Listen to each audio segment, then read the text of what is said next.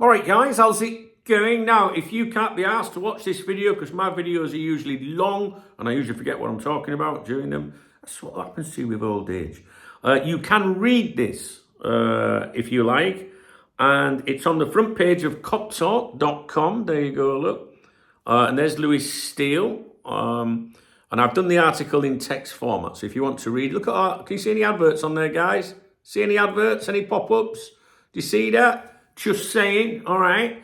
We're going to look at his latest Q&A that he's done. Now, Steele is a likeable lad, I think, young journalist, focused on Liverpool Football Club, and he's published a Q&A. So he gets, invites questions from Liverpool fans, and then he answers them, all right? And there's 10, I think. I'm not going to read the article to you, his article, because you're not allowed to do that. It's on the Mail website. Now, it's behind a paywall, but there are ways around those things where you can open up articles behind a paywall. You just need to ask. Like if you left a comment on here, maybe someone might help you in the comments. I couldn't possibly help you with that. Do you know what I'm saying? Okay? But to be honest with you, you're not really missing much because I'm going to go over this article. My article, which I've compiled with Dave, will explain to you what's in the original piece. So Steele is what you would call one of the Liverpool clique of journalists. They're not an Ornstein or a Joyce. When I say that, they cover Liverpool Football Club, the basics. They do the press conferences, safe journalism, if you like. And usually they're all pals and they all agree with each other and stuff. Nothing wrong with that, yeah. But Steele probably isn't going to break anything, like a big exclusive or anything at the present time. One day he might, as he furthers and progresses his career. I actually like him, to be honest with you. I do. Something about, I just think I don't know, I actually think he's a nice kid, you know what I'm saying?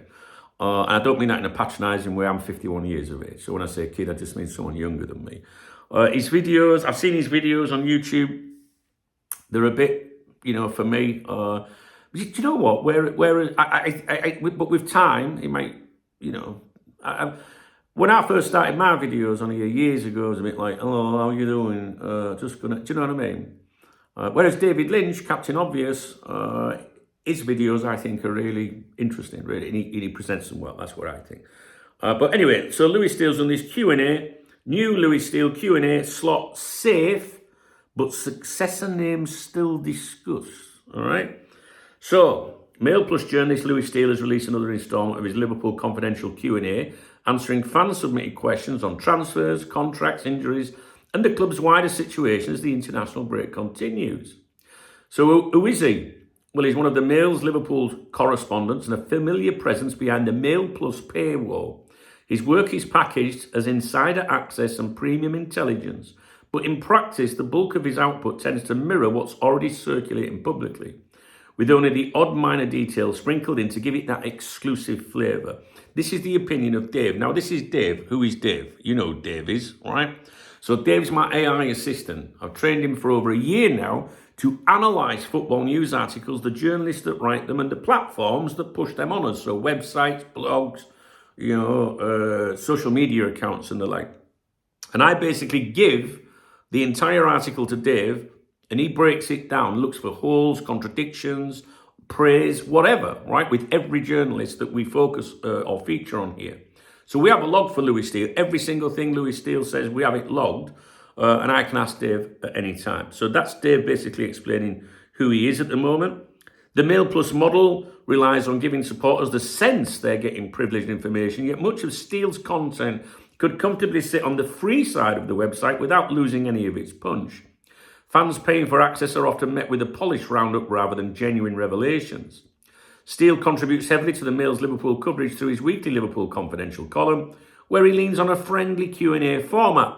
His style blends light commentary with the occasional sourced line, all wrapped up in the safe, non-confrontational tone that Mail Plus exclusives have become known for. His latest entry, which we're going over now, sticks to that template, a broad sweep of transfer talk, contract updates, injuries, hypotheticals, and general club chatter, most of which has already appeared in some form elsewhere, with the odd scouting mention added in to keep readers feeling plugged in. Now, topics covered in Steele's Q&A today are as follows. Potential January transfers, the situation with Harvey Elliott at Aston Villa, whether the club should consider possible replacements for Arne Slot, Liverpool's long-term priorities heading into 2026, updates on contract talks for several midfielders, defender targets beyond Mark Guéhi, the truth behind Semenyo transfer request rumours, which I don't believe that, a general midfield watch list for next summer, injury updates on Bajcetic, Danz, Alisson, Frimpong, and whispers linking Inter Milan defender Alessandro Bastoni, with Liverpool, which I touched on earlier this week. Told you where those Bastoni links come from.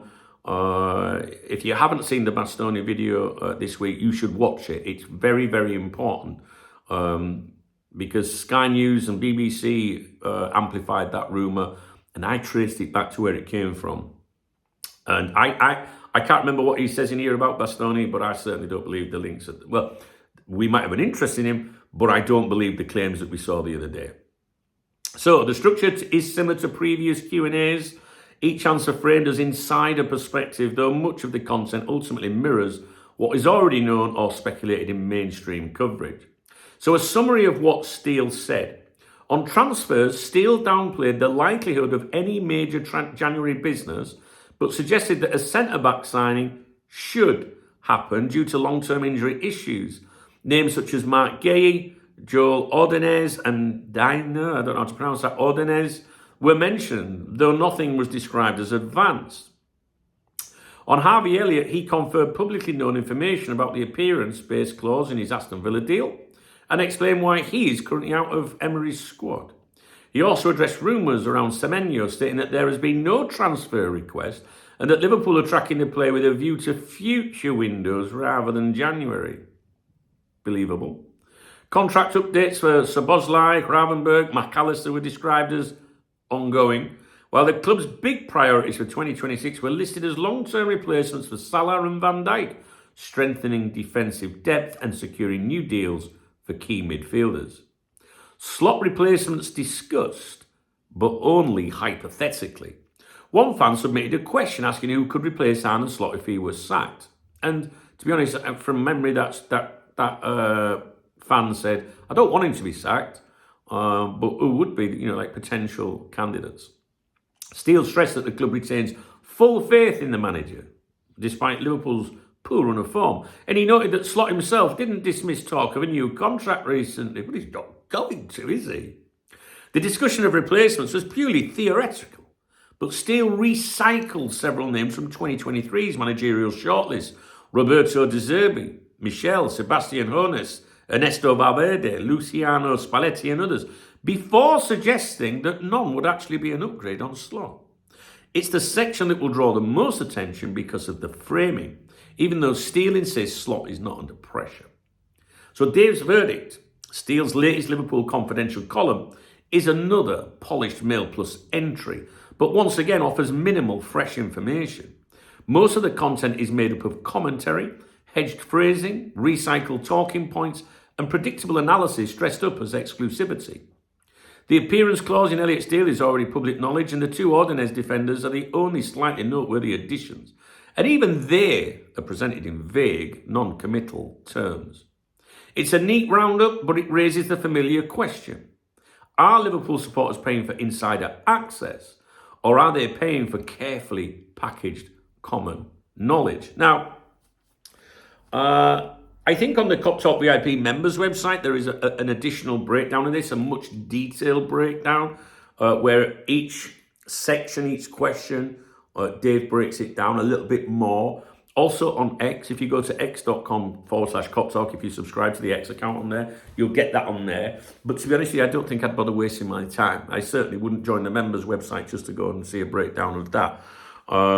Cassie, I'm useless. I shouldn't be saying that to you, should I really?